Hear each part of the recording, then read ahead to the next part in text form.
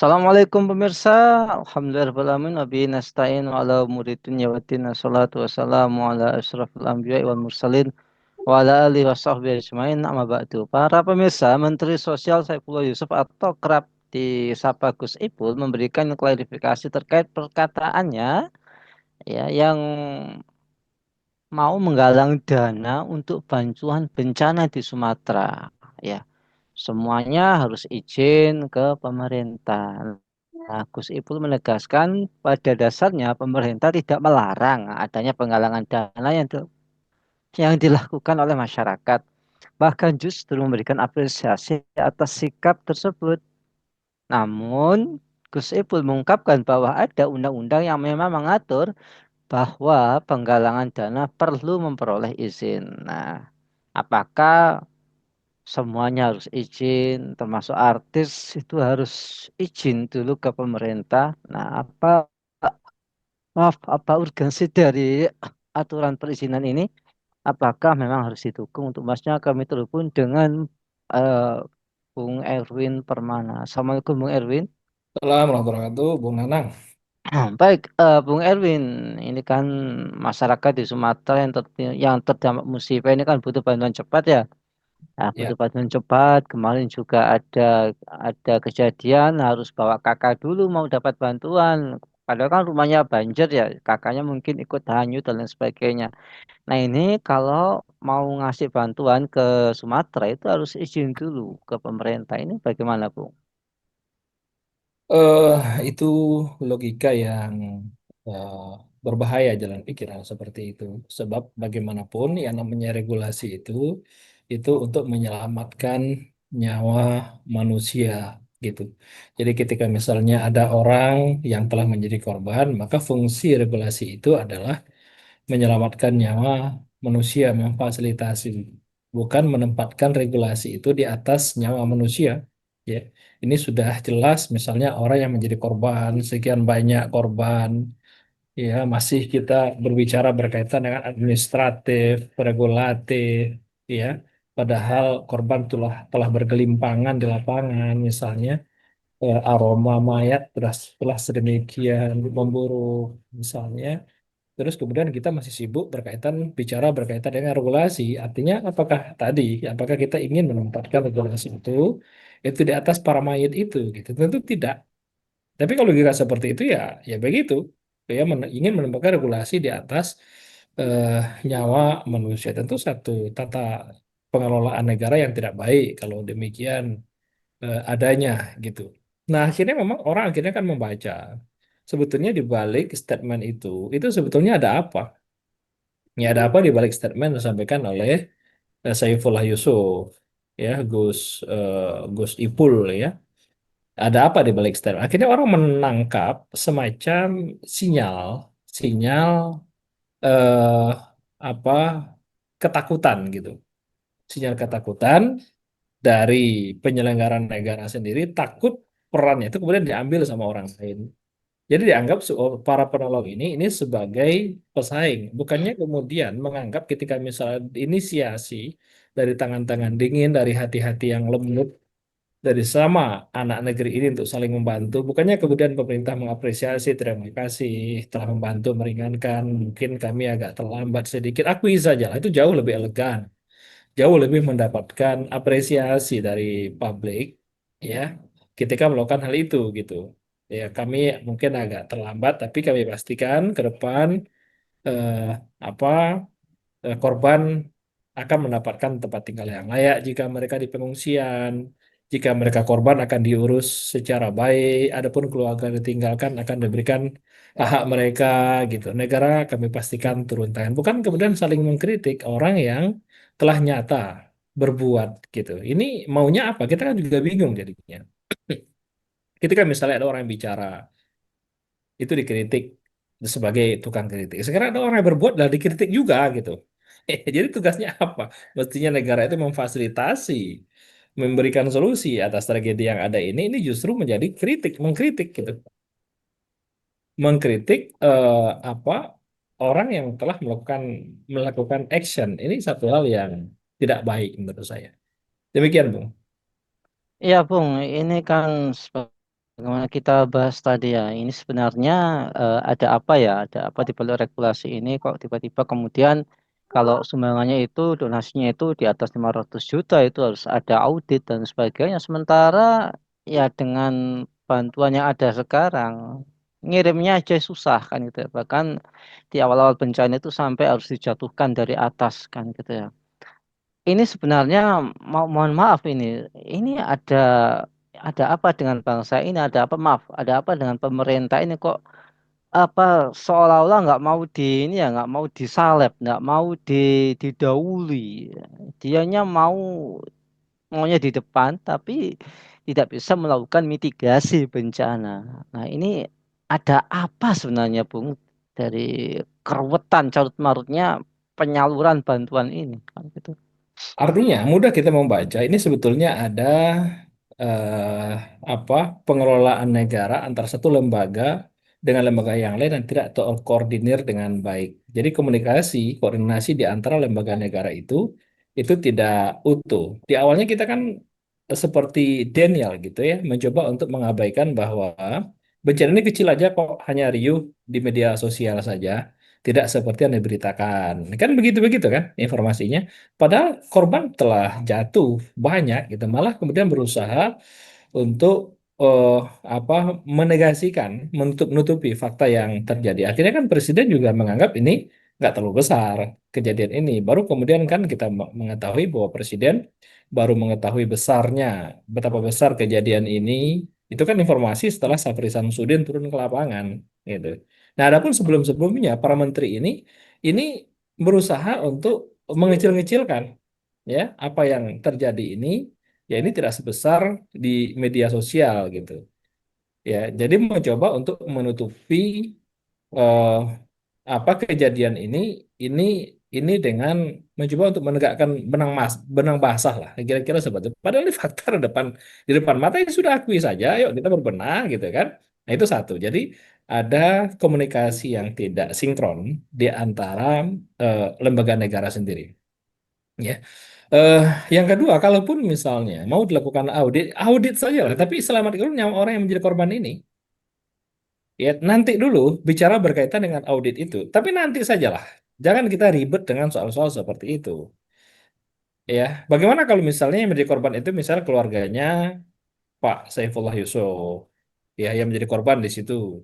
Keluarganya para menteri, keluarganya para anggota dewan. Ini keluarga anak negeri ini sama aja kok kita statusnya.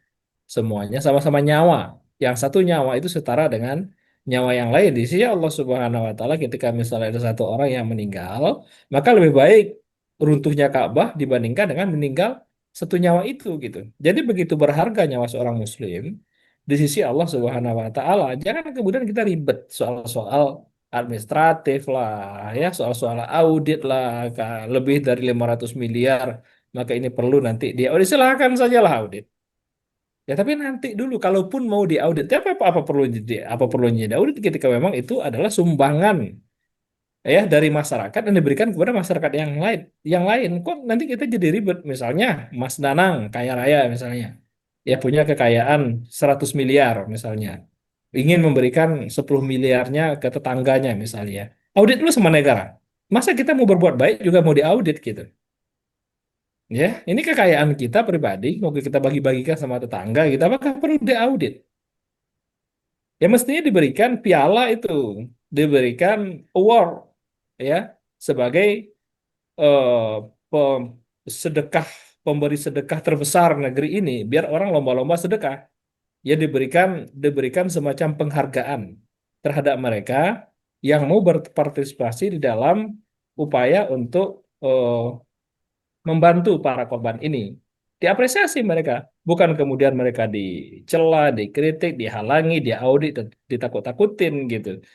Ya ini sungguh buruk menurut saya pola komunikasi yang dibangun oleh pemerintah selama ini dalam penanganan korban bencana hingga hari ini. Kita melihat bagaimana korban sudah semakin banyak kan, masih masih sudah ribuan korban, sudah hampir 1.000 korban yang jatuh, jutaan orang masih tinggal di pengungsian, jutaan, ya bukan ribuan yang tinggal di pengungsian di Aceh, di Sumut dan di Padang itu jutaan itu, ya. rumah yang hanyut ribuan, sekolah, bangunan, kampus, pasar, semuanya berantakan. Sedangkan begitu lambatnya penanganan dari pusat, ketika ada yang membantu justru kemudian ditakut-takutin dengan akan diaudit, izin dulu segala macam gitu.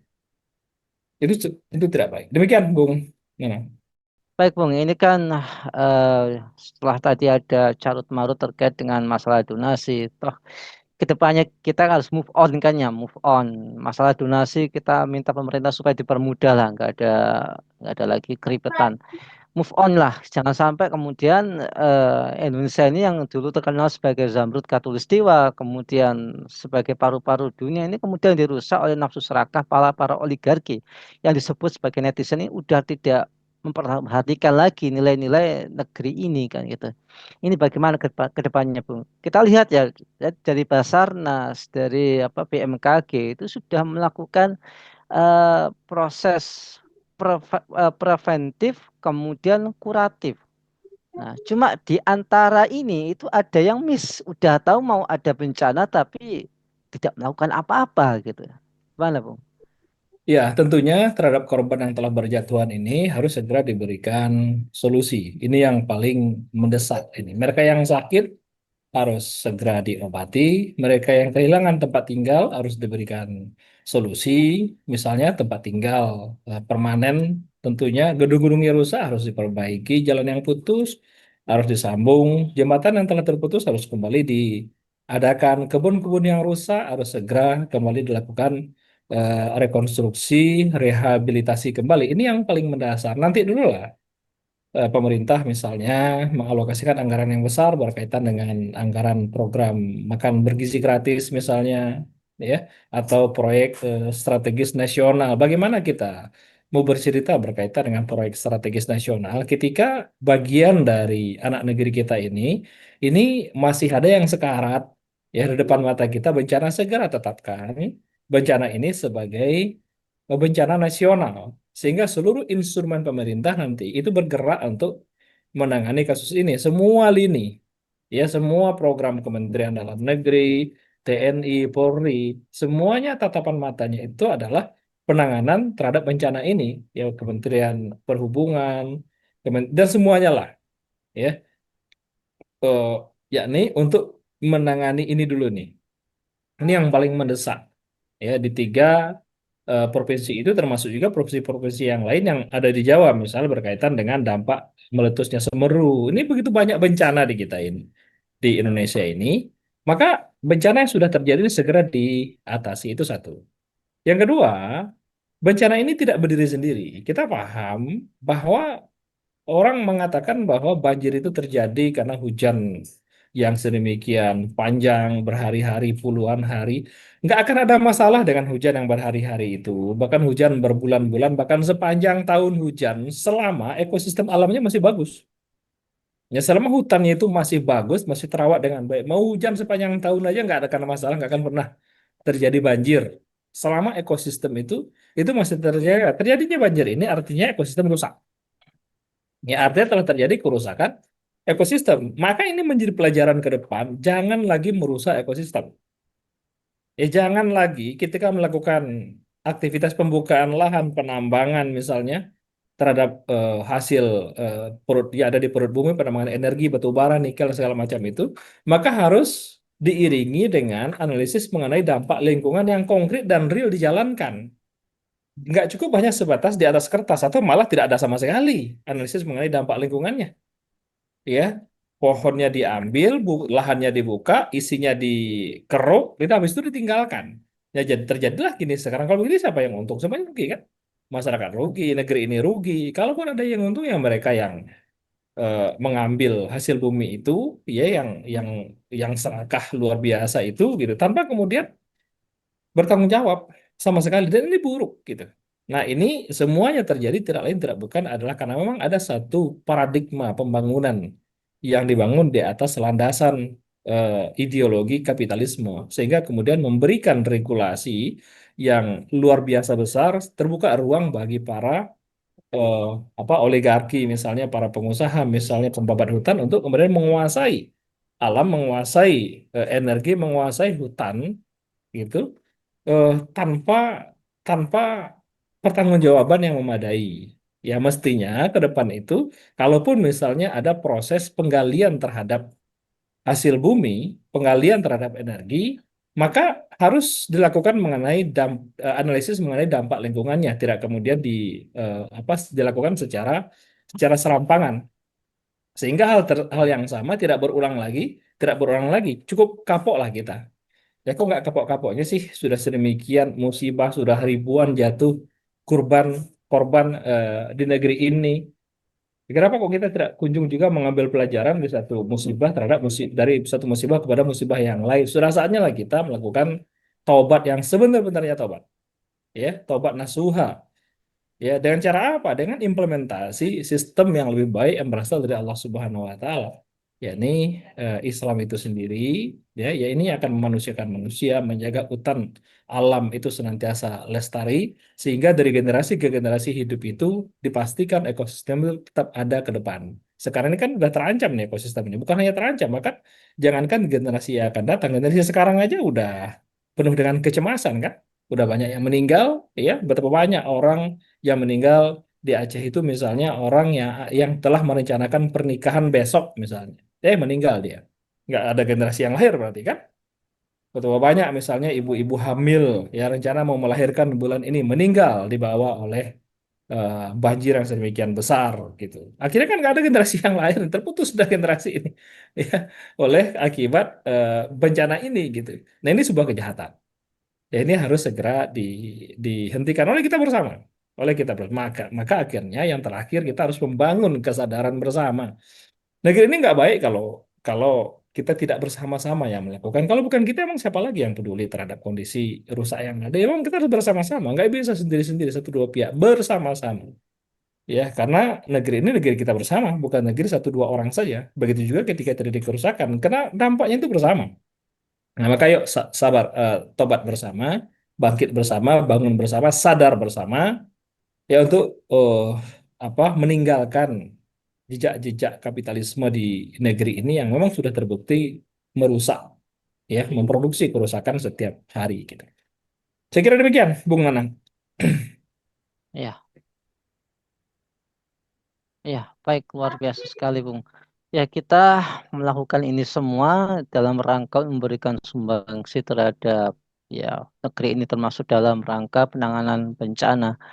Tentu saja ke depannya kita berharap pemerintah lebih lebih ini ya lebih presisi lagi, lebih tepat lagi dalam melakukan penanganan baik pencegahan ketika terjadi termasuk dalam hal penyaluran bantuan. Semuanya ingin membantu. Ya jangan sampai Sumatera menjadi Palestina yang kedua di mana orang mau bantu aja susah kan gitu ya. Hmm. Kita ingin bantu, kita ingin bareng-bareng karena mereka ini saudara kita se-Indonesia gitu ya. Baiklah pemirsa yang dirahmati oleh Allah, demikianlah bincang-bincang kita pada kesempatan kali ini. Jangan lupa untuk like, comment, dan subscribe, serta share sebanyak-banyaknya. Semoga menjadi amal kebaikan kita. Saya Anang Setiawan undur diri, sampai jumpa di lain kesempatan dan wassalamualaikum warahmatullahi wabarakatuh.